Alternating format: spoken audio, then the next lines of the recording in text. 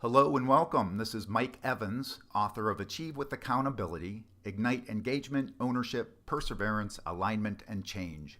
Over the years, we've had the opportunity to work with organizations around the globe in a variety of different areas. Today, we want to share some insights and some key principles that exist in what we call our brand you. You are CEO of your career, life, and destiny body of work. We say that we are currently in a brawl with no roles. Things have changed dramatically in corporate America over the last 10, 15, 20 years. In fact, we would suggest we are in a new world of work. And our old buddy Charles Darwin coined it best when he said it's not the strongest of the species that survives, nor the most intelligent, but the one most responsive to change. This applies to organizations and also today our focus on individuals. Individuals that are able to embrace change, to adapt to change, that are resilient, that grow and innovate, will be those that will continue to thrive and excel in what we like to call the new world of work. It used to be the big ate the small, now it's the fast that eat the slow. Those that are nimble, agile, embrace change, can adapt to change, innovate and grow, are those that will continue to excel and thrive in the new world of work. Listen very closely. If you take a quick listen, do you hear that swooshing sound? We would say that is the giant sucking sound of slack being extracted from the economy. Let me elaborate. We would suggest that there are 7 forces that have coalesced and combined to create what we like to refer to as the 7-sided pincer movement. And this pincer movement is gunning to replace you at your job, to displace your department, and to reinvent the way your business is done. Consider how many jobs were completely abolished and no longer necessary because they can be done more effectively by ERP and SAP, by software. Hundreds of thousands of jobs over the last 10, 15, 20 years no longer needed. White-collar robots, cash machines, lights-out warehousing, and more. No longer are these positions necessary because they can be done more effectively via technology. Globalization. No longer does it matter where you are. There's an abundance of talented professionals available and they're only a click away. Outsourcing. Often better, faster, and cheaper, and usually the experts in what they do.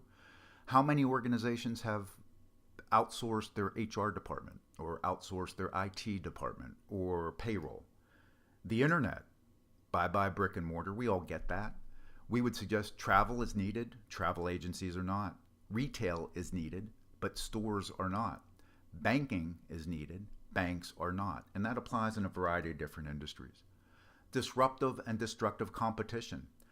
We don't know what's next on the drawing board and what's going to come out and look to displace us, our department, or our organization.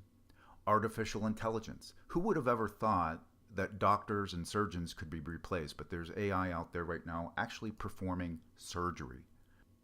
And other disruptors that are out there, well, we don't know what we don't know at this point. Dr. Ray Kurzweil, who was heading up Google's AI department, had this to say not long ago. Medical robots will go inside our brain and connect our neocortex to the smart cloud by the year 2029. It's 11 years from now. Basically, what Ray is saying is that if we choose to, we will all be able to know everything there is to know about everything. Think about what it will be like to compete in a world where everybody knows everything there is to know about everything. And you may dismiss the statement or just think it's hooey, but Ray's been accurate over 90% of the time over the last few decades.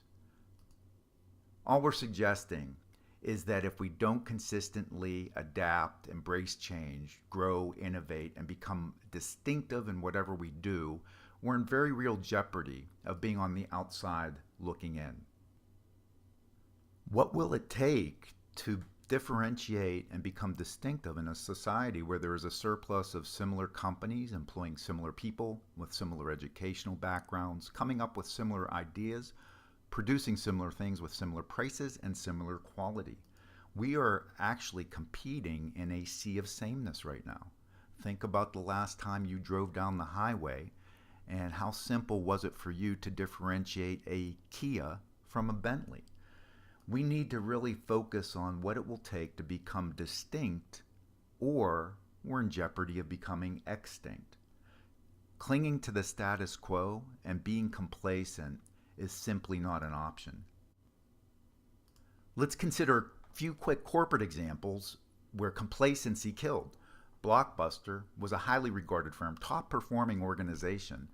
We used to get in our cars, drive to a Blockbuster, take 10, 15, 20 minutes to search for a video, drive home, watch the video, and either return it that day or the next day.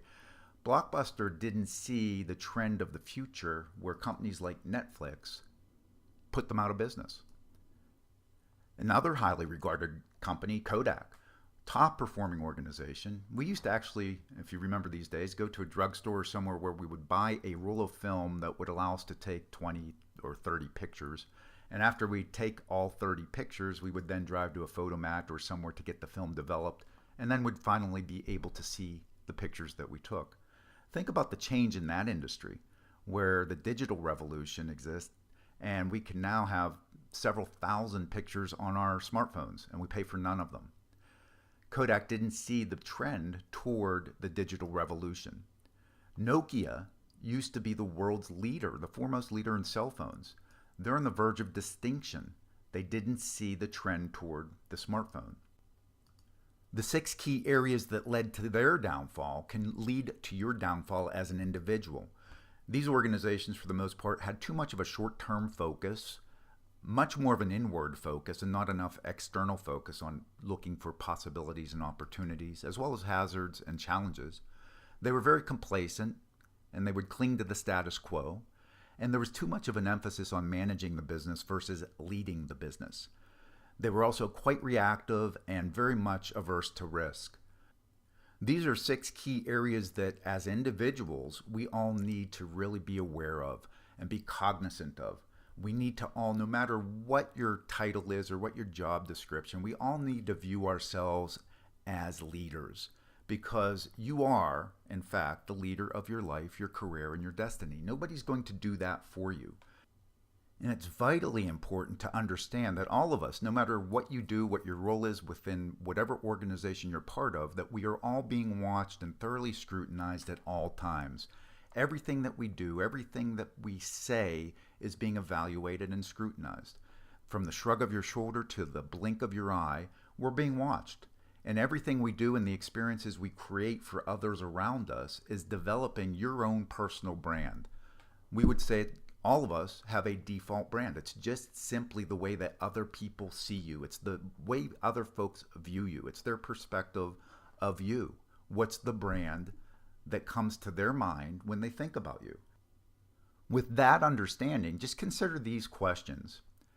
Are you completely, absolutely certain how your employees view you, if you're a supervisor, manager, or leader? Are you completely, absolutely positive how your colleagues view you within your organization? What about your boss, your manager, your supervisor?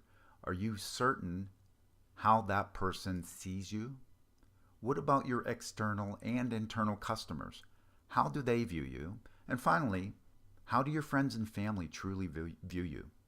The only way we could possibly know how to answer these questions for certain is we need to be asking. We need to get feedback. We need to communicate effectively. And there's a lot of other elements that come into play. If you're not doing that, you would have what we call a biased reality. You may see yourself one way, but others see you completely different. A single perspective, we would say, is the enemy of reality. If we're only seeing the world through our own lens, we're setting ourselves up to fail. If we're not getting feedback and having open and candid conversations and seeking perspectives of others, it limits our ability to be highly effective. So when it comes to developing our brand, there are some key elements that we need to be aware of. Distinction, excellence, the emotional signature. In other words, how do you make people feel? How do those people feel around you when you create experiences for them? Trustworthiness and consistency. We'll take deep dives into these when we do work with clients in our workshops. We'll touch on them very briefly as we move through this overview. Just remember that as an individual, as a brand, whatever brand you portray right now, we are all depreciating assets. And we've got to constantly invest in developing ourselves and becoming more effective and making sure that we are demonstrating that we bring value to the organizations that employ us. Why would you be chosen over somebody else? What are you doing to constantly build your skill set, to develop new competencies, and be seen as somebody who is truly a vital asset to your organization? Keep in mind that every result that you achieve in your lifetime, personally and professionally, is a byproduct of every action you choose to take. Just think about that for it. It sounds simple, but let's build upon this premise. Every result, wherever you stand as of today in your personal life and in your professional role, is a direct result of every action you have chosen to take in your lifetime. So why do we take the actions that we choose to take? We would suggest it is because of the beliefs we all individually hold that drives the actions we as individuals choose to take. Those actions produce our subsequent results, personally and professionally. And why do we as individuals, we are all unique individuals, hold the beliefs that we hold? Well, it's because of the experiences we have all had in our lifetime, personal and professional experiences, that develop for you your core unique set of beliefs that you will take action off of that will produce whatever results you're achieving professionally and personally. It's a pretty simple flow there. And what's really critical to consider is to keep in mind that every action you take is an experience for everybody watching you or that is around you and observing you. And even more importantly, it is either reinforcing the belief they already have about you, or you're developing a new belief that that person or that group of people will have about you. And the key consideration that you need to be aware of is, are the experiences you are creating for others around you, your friends, your family, your colleagues, your clients, your boss, are those experiences you're creating for all of those people instilling beliefs in them that will help you achieve the results that you want to achieve in your life, personally and professionally? And with the heightened awareness of the experiences you're creating for others around you, you have much more command over developing the brand that you want for yourself and the way that you want others to see you. What you do speaks so loud that I cannot hear what you say. In other words are cheap. People will tolerate what you say. Ultimately, they will act on what they see you do. And what they see you do is developing your brand. And you need to keep in mind these three important questions. How do you truly show up in the eyes of others? Your friends, your family, your colleagues, your boss, your customers. How do you behave? What are your actions suggesting to those around you? And what do you accept? Your choices to these three questions develop your brand, just the way others see you. And highly accountable people want to know what's in the heads of those around them. They want to know how they are seen by other people, because you cannot shift the way you are seen, the way you are viewed, or your brand if you don't know how people see you or view you. And by the way, the beliefs others hold for us, when somebody gives you feedback, it is simply the beliefs they have about you. And they primarily hold those beliefs for three reasons. They either had a direct interaction or experience with you, which formed a belief. They may have observed you, which formed a belief. Or maybe they heard stories about you or your team or your organization, which created a belief they will hold about you. And as I've said, when people give you feedback, it's simply what they believe. So it does us no good to filter feedback through, there's a variety of different reasons or areas where people might filter feedback listed on the screen, or to get defensive around feedback, because it's simply what somebody thinks about you, and you're the one that made them think what they think. The more effective thing to do is to simply consider that question. Is it a belief you want those folks to have about you, or that other person or that other group to have about you? And if you don't, if you want to shift the way you're perceived, if you want to change your brand, then you need to create new experiences for those around you. You can take complete ownership and accountability to make sure you're creating the appropriate experiences for those around you, including your colleagues, your leader, your boss, your supervisor, your friends, your family, anybody that you are interacting with. You can control and make certain that you're creating appropriate experiences that foster the beliefs you want others to hold about you, and will continue to define your brand and help you achieve what matters most in your personal life as well as in your professional career. Highly accountable people will never blame anybody else for the way that they're perceived or their brand. They will take complete ownership and accountability, and they'll create the appropriate experiences to help them achieve the brand recognition that they want to have. They'll expect nothing from anybody else. They're very proactive, and they will do something. They'll take action. They don't wait for things to happen to them. As we observe highly accountable people and highly accountable organizations, we've seen 4 distinct best practices that consistently rise to the top. First of all, they recognize the totality of their realities. They're very good at making sure that they continually have great communication with those around them to understand what they're dealing with, what the opportunities and possibilities are, as well as hazards and potential challenges and roadblocks. No matter where they're at or what their circumstances are, even if somebody caused them to be in a tough situation, they will always completely accept ownership for whatever situation they're in and ultimately find a solution or create a solution or a path forward that will allow them to achieve what's important to them personally and professionally. And finally, they consistently follow through on those commitments. They'll exercise action. They are very proactive and dedicated and resolute when it comes to achieving what matters to them. By the way, that has a lot to do with reinforcing their desired brand or the way that they hope to be perceived. Folks that take on those best practices of recognizing realities, accepting ownership, creating solutions, and implementing their plan to achieve what matters most, build a brand that most of us want to see in those that we interact with. So when it comes to developing our brand and the way that we want to be seen in the eyes of those around us, let's consider this control continuum very quickly. A couple key points and then we'll move on. But on the left-hand side of this control continuum, on the left where it says no control, and on the right, all the way to the far right where we have complete and total control. On the left-hand side, let's consider that side now. Other than the laws of physics and Mother Nature, there's really only one thing that we have absolutely no control over, and that's the choices other people make. We can attempt to influence others, but ultimately we have absolutely no control over the actual final choices others make. And on the right-hand side of this continuum, the only thing we have complete and total absolute control over are the choices we make. And that's really critical to understand when it comes to developing your brand and how you want others to see you. You have complete and total control over the choices you make when it comes to how you choose to role model within your organization or in your personal life. You have complete and total control over how you tend to go about building capability in those around you. And you have complete and total control over the choices you make when it comes to energizing and inspiring and motivating others around you.